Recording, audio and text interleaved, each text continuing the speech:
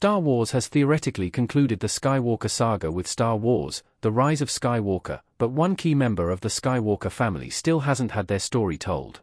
There's certainly room to argue that the Skywalker Saga isn't over in Star Wars after all, particularly given Rey's adoption of the Skywalker last name in The Rise of Skywalker. The Skywalkers have also continued to appear in new projects following The Rise of Skywalker, which will include Hayden Christensen's return as Anakin Skywalker in Ahsoka Season 2. While it therefore remains questionable whether the Skywalkers have really gone at all, one of the most important members of the Skywalker family has been largely neglected and deserves her own story. The Skywalker Saga, and Bloodline, has ended. Ben Solo fading away as he dies in The Rise of Skywalker. Although the title of The Rise of Skywalker suggested a new day was dawning for this family, and many assumed that referred to Ben Solo as the last living Skywalker, the sequel saw a true end to the so-called royal family of Star Wars. With all the Skywalkers now dead, Star Wars did seem ready to move on. Of course, that became complicated when Rey then adopted the last name for herself, which raises another set of questions about Star Wars' upcoming movies. Nevertheless, it seemed as though Star Wars was attempting to close the door on this family so that other stories, focused on different characters entirely, could take center stage. The franchise has since taken some stabs at this transition, including with very successful installments like Andor, but I'm not so convinced that the Skywalker story is really over yet.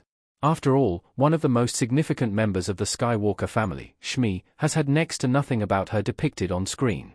Shmi Skywalker's story still hasn't been told. Shmi Skywalker stands looking forward in The Phantom Menace.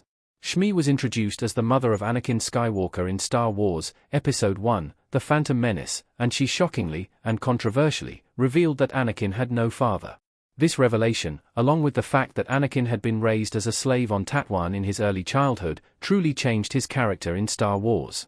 While the implications of this origin story for Anakin have been explored in the prequel trilogy and Star Wars: The Clone Wars, we know almost nothing about Shmi.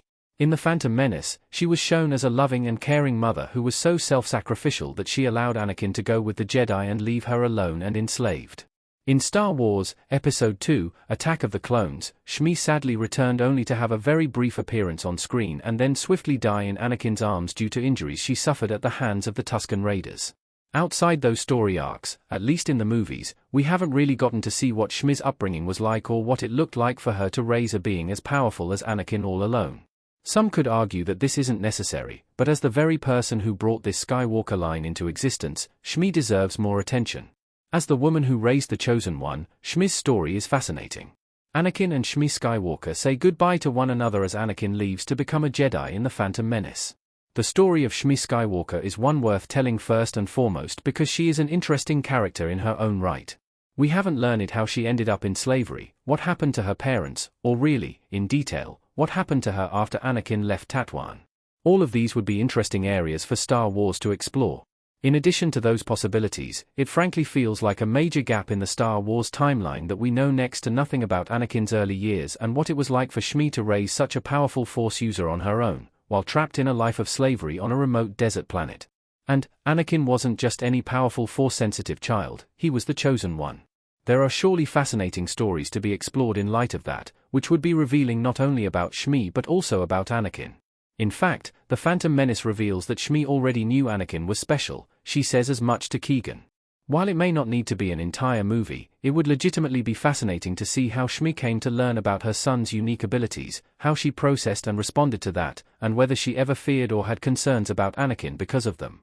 As just one question that could be explored, how much did Shmi really know about the Jedi or the Force?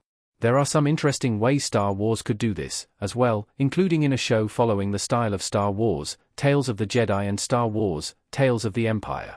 Given Star Wars has already brought Shmi back in animation for brief scenes in the Clone Wars, particularly on Mortis, it's clear that this could work.